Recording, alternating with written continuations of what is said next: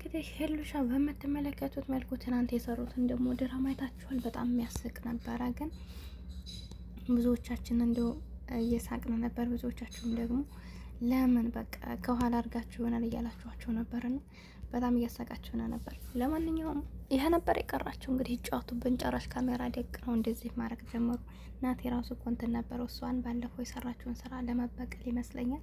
አሰላሙ አለይኩም ወራህመቱላሂ ወበረካቱ። ውድና የተከበራችሁ የቻናል ቤተሰቦች እንዴት ናችሁ? ደህና ናችሁ ወይ? እኔ ያለሁ አልሐምዱሊላህ። ለቻናል አዲስ ከሆናችሁ ላይክ፣ ሼር፣ ሰብ ያደርጋችሁ አበረታቱኝ። ይህ ቪዲዮ እንግዲህ የተሰራው ትናንት ነበር። እኔ ግን ያው ስላልተመቸኝ አልሰራሁም ትናንትና ማለት ነው። ግን እስኪ አሁን ቦጨቅ አድርጌ ሀሳብ ልስጥ ብዬ ነው በትንሿ ማለት ነው። ያቡ መጥቶ ባለላችሁ እናንተ ምንድነው ነገሩ እና ማለት ነው።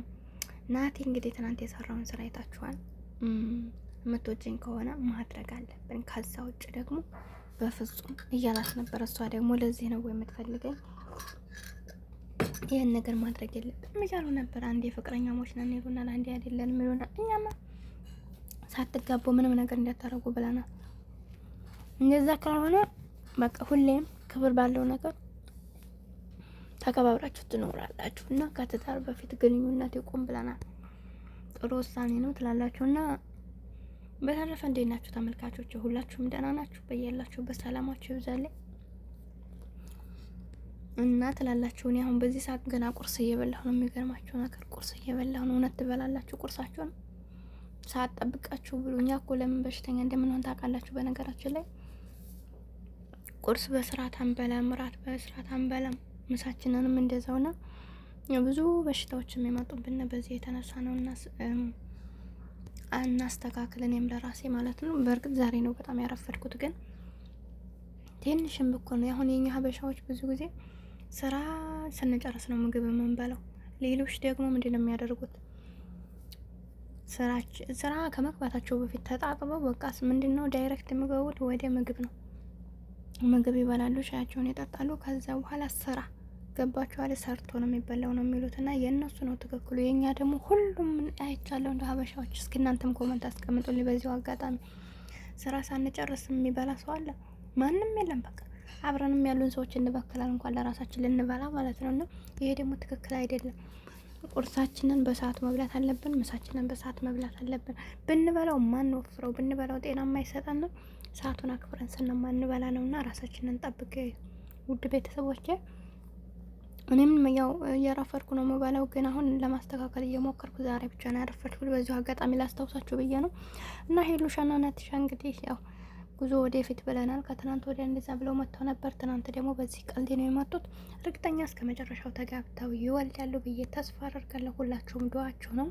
የእነሱን መጋባት ብዙ ሰው በጉጉት ይጠብቃል። መጋባት አይደለም፣ በእርግጥ ባለፈው ቀለበት አስረው ነበር ከያቡ ጋር፣ ያው አልተሳካም ነገሮች ማለት ነው። ህይወት እንደዚህ ናት። ግን ቢሆንም እኛ የምንፈልገው የቀለበት አስሮ መውጣቱን ሳይሆን እስከ መጨረሻው የሚኖሩበትን፣ ችግር ቢመጣ ተሳሰው የሚያልፉበትን።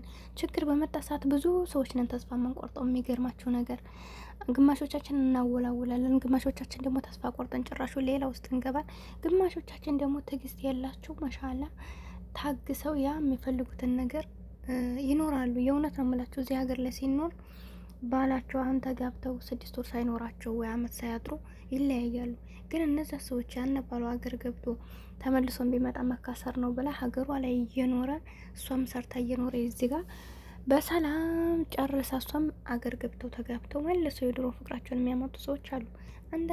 አንዳንድ ሰዎች ደግሞ የሆነ ነገር ሲፈጠር ኧረ በፍጹም እሱ ሄዶ እንዲህ አይሆነኝም፣ እሱ ሄደ እንዲህ አይሆነኝም በመባል ህይወታቸውን ያበላሻሉ ቶሎ ብለው ማለት ነው። መሀላችን ደግሞ ወይ አንወጣ ወይ አንገባ እየተወላወልን እና ሁለቱም ልክ አይደለም። ትክክለኛው ግን ሶብር ያስፈልጋል ለሁሉም ነገር። ይሄ እንደ ምሳሌ ነው የሰጠኋችሁ። ግን በሌላም ህይወቶች አሁን አንድ ሰው ሲጠፋ እሱ መጥፎ ቦታ ውስጥ ገብቷል ብሎ ከማሰብ እስኪ እንረጋጋ፣ መጨረሻውን እንየው። ለመሄድ እኮ ማንም ሰው እንትን ማለት የለበትም። እና እንደዛ ነው እላችኋለሁ። እና ሄሉሻ እንግዲህ ትግስት አድርጋ በእያንዳንዱ ነገር እስከ መጨረሻው እንዲኖሩ ነው የምፈልገው።